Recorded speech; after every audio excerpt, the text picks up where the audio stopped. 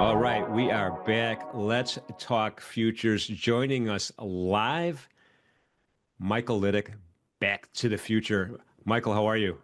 Man, I'm better than I deserve to be. I hope everyone at home is well today. You too. Thank you for that. It's if you Google October 21st, it'll tell you it is Back to the Future Day today. Yes, if you're a nerd like we are here at the company, it's about as close to a holy day as it comes. Now you have some competition though, because it's also National American Frog Day. Uh, no comment. Oh man. Anyway, are you okay? You're safe. Everything is. You're. I know you're in North Carolina, and the tragedy that's still going on there are just horrible. Yeah, people's prayers, donations, definitely keep those going. About 2, 3 hours west of us, it is North Carolina's Katrina, and it's worse than uh, they show you on television. You have to think people that lived where the devastation occurred are in some of the most remote parts of the mountains there. These are people who didn't want to be found or didn't like society as a whole. Mm. And finding those people was a challenge, let alone supporting them. So any efforts to help are appreciated. Wow. Yeah. It's just horrible. Just horrible. I know. So it sounds like though you personally were a little bit removed from the. Yeah, we live next to a river, and they were prepared. We've got a series of dams along the river, and they've gotten much better, in recent years with these climactic climax type climate. There's a lot of C words, events, and they've gotten really good at monitoring the river levels and making sure they can discharge it before it becomes an Yeah. issue. But further west, a lot of those dams weren't built for the types of loads that the areas are seeing. So a lot of challenges here recent years Yeah. with the climate changes that we're seeing. Got it. Well, again, our hopes and prayers are with all those folks. Absolutely. These are North Carolinians are very resilient, and they don't rely on outside help. They get it done themselves. So I think they're going to be okay. Yeah, I have mom and dad Cags live in Charlotte. So does my brother Chris and his family. So they did have a little bit of a issue with the Catawba River between Yep. Lake Norman and Lake Wiley, where they had to open up they had to flood some people out, but not nowhere near as dramatic. There's an article I read about. I think it was in Denmark. There's one country where there's a lot of rivers and tributaries, and now they actually build the house around these pylons. Here's my microphone. If you can picture, the whole house has floats underneath it, and if there is a flood, the whole house raises with the water, and then when the flood is gone, the whole Mm, house comes back. It's mankind's ability to sort of circumnavigate these yeah. types of crises is amazing. I think we're going to see more of those types of designs in the future. Yeah, that's just kind of like the pier, right? Your pier is usually anchored around a big giant telephone pole looking like thing and could Yes. go up and down. But anyway, so Michael, let's get to business here, and I'm hoping we could take a look at gold first because that's top of mind for me, right? Everybody's like, "Oh, $3,000 gold by December 31st." What are you thinking? Gold, please. Gold, please. Sure. So we had a short this morning in gold. If your viewers remember, the premise of what we do is sort of based on this idea of predictability. There's two schools of thought when it comes to market trading. You sort of have school number A, people who believe that we're all sort of reacting in unison to all the available information, right? So we're watching all the reports, all the incoming news. They discover a way to harvest gold from a comet that's going to pass by, which will seriously depreciate the prices. We're all sort of watching and making a unified decision on the value of something. And that has its place. We sort of go in a different direction and say that the people who have the most power, the most money, the most control generally don't leave things to chance. And so we want to follow them and see, are there any patterns based on time where people are doing things relatively consistently? So this morning at 10 a.m. before the show came on, I know you guys look at precious metals and energies a lot. So I pulled up my chart and saw that there was a predictive sell signal at 10 o'clock this morning until 11 o'clock this morning. And what this is sort of that old World War II radar. You see the submarine, pong, and they're sort of looking for, pong, these other submarines or ships in the area. That signal is sort of warning us, just like the MNQ short we took this morning at 10:29. There's a behavior pattern that shouldn't exist, but it's there. And for one reason or another at 10:29, historically, lately, the market drops. And I noticed you had a 10-minute chart up there earlier. We had a similar signal here. I'll take my text and marker off here.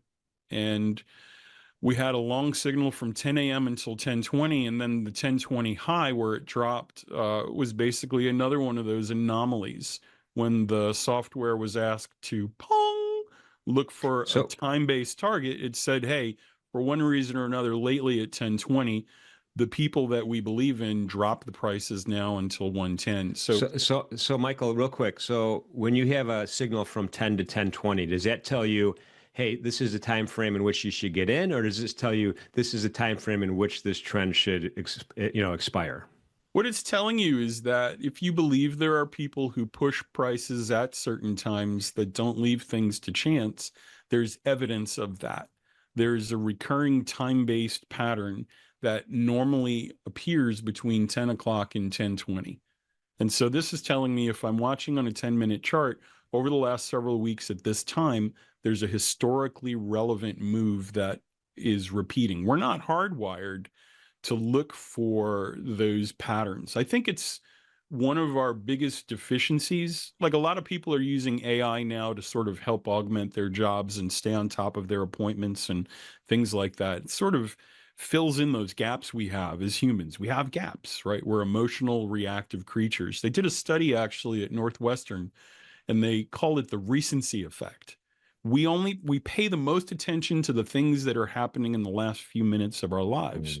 And why do people marry the same type? Yeah, we all have a friend who gets involved in a relationship and we go, yep, that's his type. They're going to break up in 4 hours because we don't pay attention to those patterns, right? Well, this software is saying, hey, dummy, over the last few weeks, the cabal or whoever you believe those people are, JP Morgan's getting ready to unleash hell at 10:20. And if you want, maybe you should risk a few nickels to see if you can make $1. So if you translate that over to gold, on the lower time frames, we can see that that pattern exists. But let's go ahead and turn the chart trader off for a minute. And I'm assuming when you're looking at large targets, we want to kind of zoom out to a larger time frame. And right now, if we apply that same methodology to gold on a larger time frame, we're basically using a larger sonar signal, right? Instead of looking for small ships, now we're looking for aircraft carriers. Are there any seasonal patterns we should be aware of? And the neat part about looking for, you had mentioned how far should it go? We're talking about exertion or extension versus time. So time, if we're looking for those patterns, gives us direction at a specific time, or in this case, date. And the last signal that we had was on October 15th. So again, pong, we got a hit. So if I was down in the belly of the submarine with Sean Connery, right, I would say, sir, we've located a temporal anomaly at October 15th. Well, how long will the signal last, young man? It will last until November 5th, sir. Carry on. And so we've got this window now that extends until November 5th. Now, it's not you had mentioned earlier, hope is not a plan, right? You were talking about gap filling. And what market are we? Hope is this really effusive word in trading where people sort of apply these loosely worded, discretion-laden phrases and sort of roll the dice. Well, the program is telling us, hey, there's a seasonal pattern from October 15th to November 5th. It's there. And it's sort of very black and white and discretion free. Now, in relation to your question, where's it going to go? We can look at exertion. And exertion is basically the distance. And so if you pretend JP Morgan is maybe behind this, we kind of ask the question, how far do they move when they move? Right? And so when we were kids in gym class, remember they used to make us go out and run around the field, which was usually when probably the coaches were phoning in their bets on the next football game. Yeah, and they made us wear these ridiculously uncomfortable shorts, by the those way. uniforms, you got all sweaty right before the class with the girl you liked, and you're like, ah. But you inevitably had three groups of kids. You had the fast kids, right, who would go on to be on track teams. Then you had most of the kids who were fit and in shape, and they were okay. And then you had kids like me that were just praying to whatever God that would listen back for this horrendous activity to end. Just so you had these three levels of exertion: really fit people, average people, and not so fit people. Well, when we look back, we're kind of looking at the evidence of when those signals occurred. How far did JP Morgan move when they could move? So we'll look at basically from the lows of these candles as far as it went by the next sell signal. Does that make sense? Yep. And so now we sort of harvest those arrows like blueberries. And we come over and we say, all right, where are the fat kids? Where are the skinny kids? And where are the average kids? And we've got these neat three levels when we're looking at exertions now, and we can make some conclusions. So JP Morgan, at the bare minimum, we were expecting them to go from 2654 to around 2735. And now we sort of have the fit kids in the middle.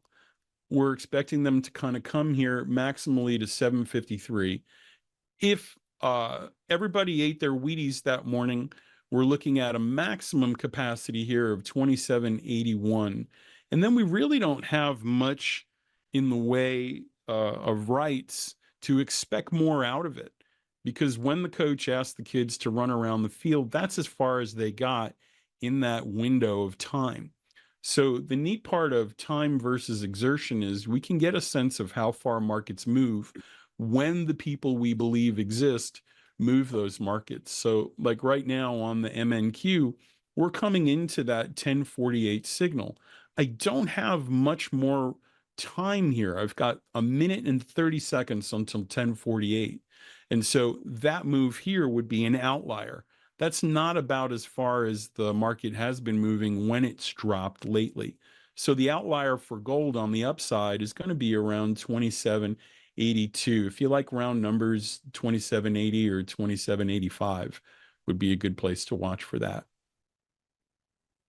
I got it. Now, sometimes, though, we know historical patterns or seasonal patterns don't repeat.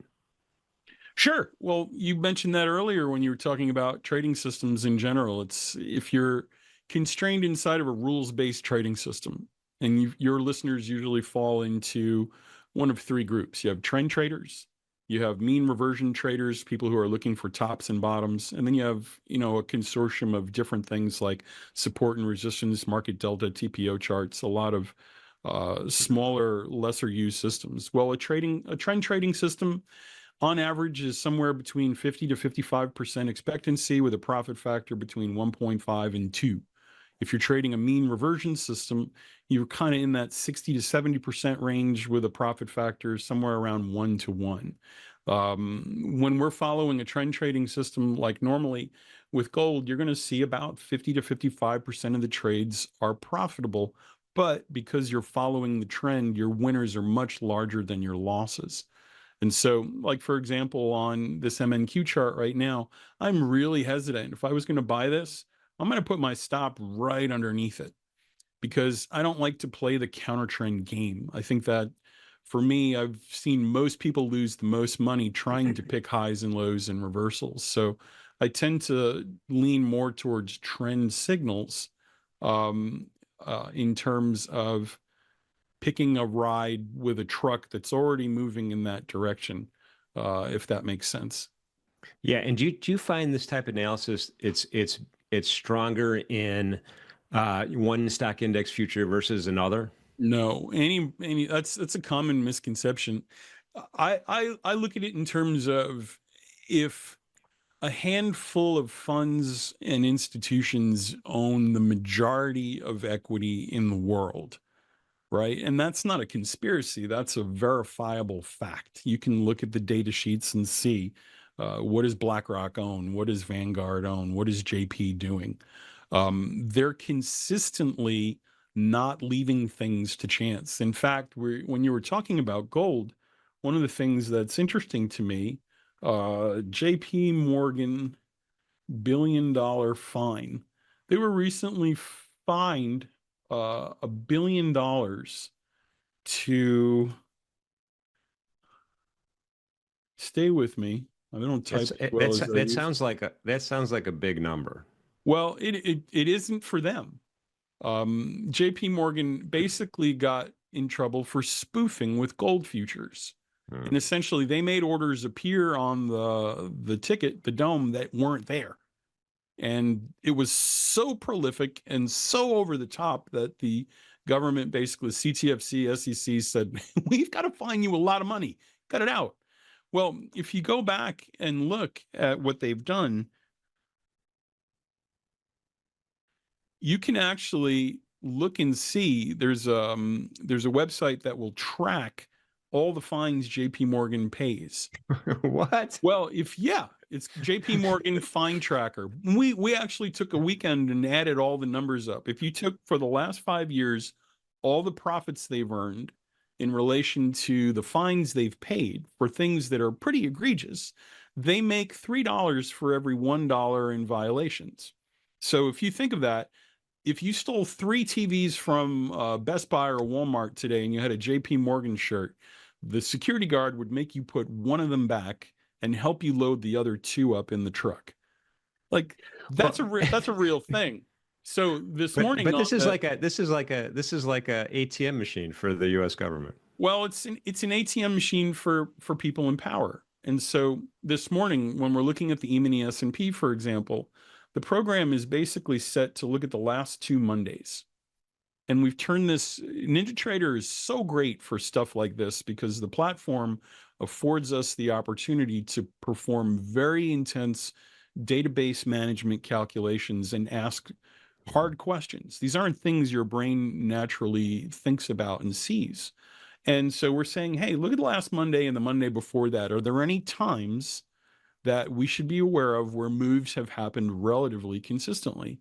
And when you look at that, it means that the signals on this chart are 1 week old because the last piece of data was available at the close of business Monday. And it was essentially warning us that if the Wizard of Oz exists, if the boogeyman exists, these were the movements that they were likely to repeat. And so this morning on the ES, that's a $16 move. It's even further than that since we've been talking. And that move should last until 11:05. So there's this interesting thing that happens when you take this approach. When you're watching it intraday on all the instruments, you see that it kind of falls in a 60 to 70% window of, ooh, the thing I was expecting happened. So when we extend that over to a daily chart, for example, on gold, or if we're looking at bonds, or I actually thought I had a chart here. Yeah, I know you guys love your ZB. And so this morning, the trend has been down in bonds. And so now with the approach that I take, I'm saying, hey, there's a tendency for it to go down from 245 until 510, from 550 until 635, 735 until 825, and then 950 until 1005.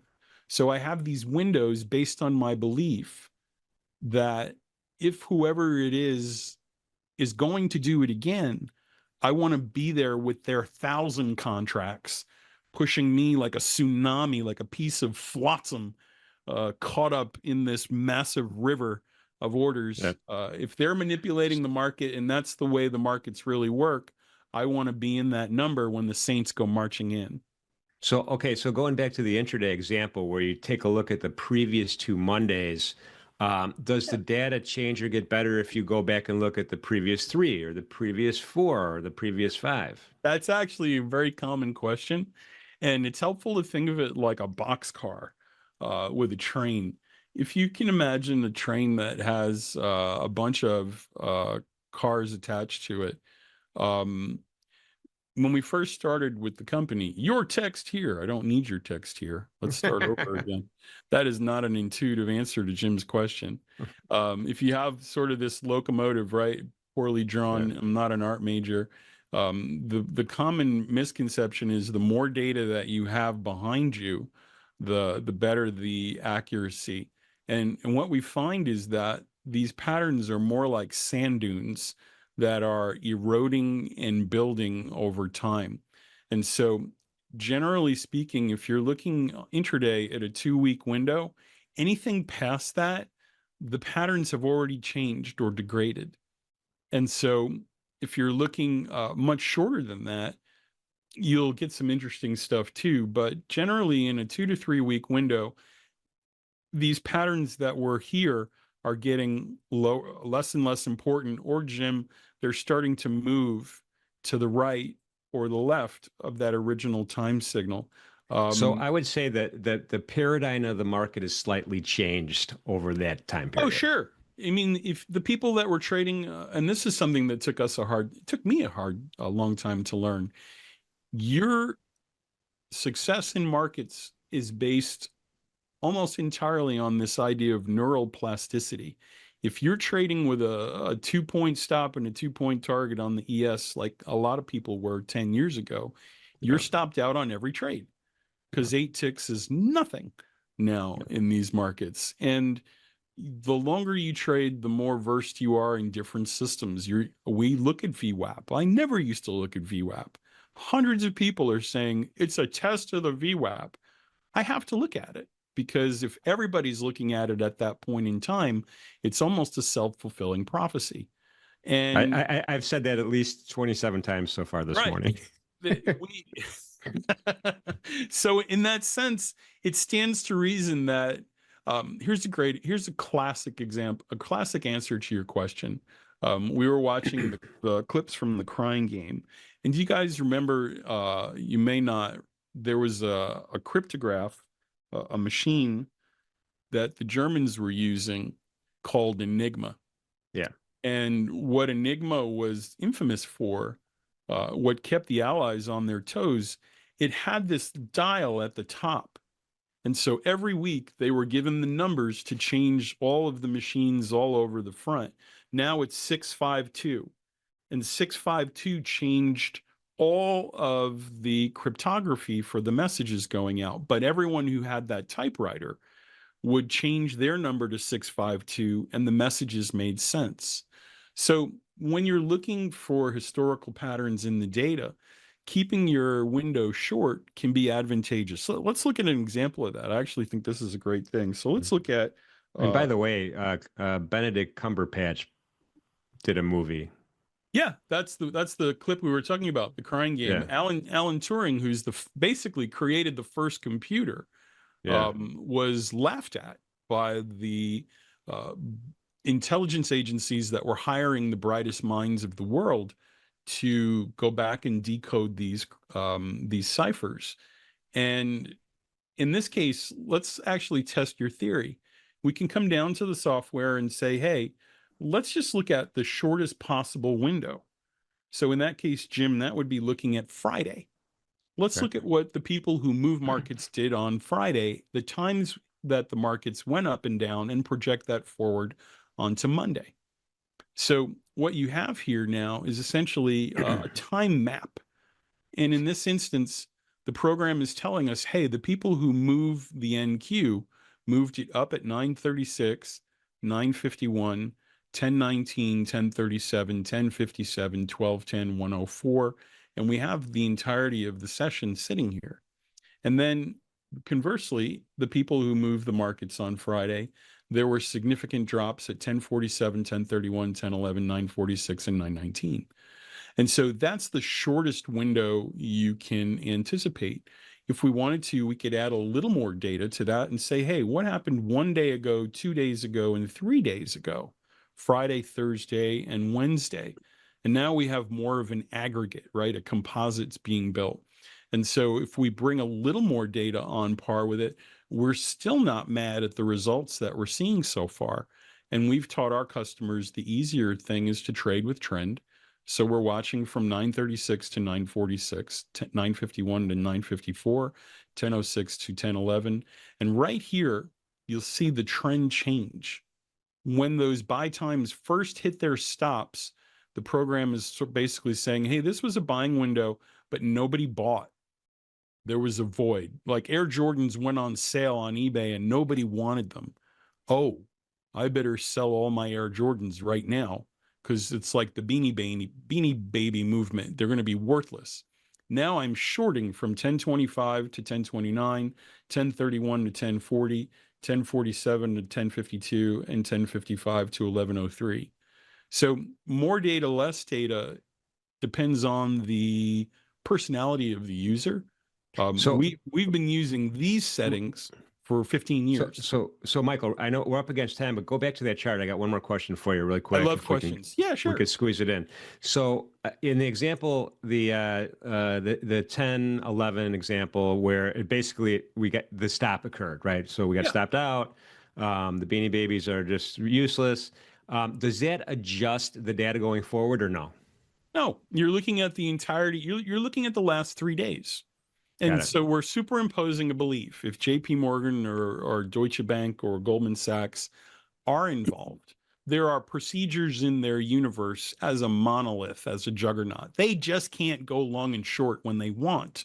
They're balancing funds. There's procedures and processes and things. And so we're sort of looking through the glass into their world, Jim, and saying, when do you do the things that you do? When do you balance your funds? When do you pay your profits out? When does the UPS driver arrive at JP Morgan? Does that affect things? And so there's no adjustment, because with this, when you're trying to back test, if everything is changing, disappearing, and reappearing, you have no foundation for the thing you said at the beginning, which was important, a rules-based trading system. If everything's disappearing, reappearing, changing, updating all the time, you're essentially in an emotional vacuum, a cycle where you're doomed to fail. Makes perfect sense. Well, Michael, I'm glad you're safe in North Carolina. I appreciate your time with us this morning. It's been awesome, and looking forward to having you back. Absolutely. I love you guys. And if you're using NinjaTrader, continue to keep using it. It's the best platform out there. We love it. Our customers love it. And we're excited to be able to share what we're doing with it with you guys. Everyone have a great day.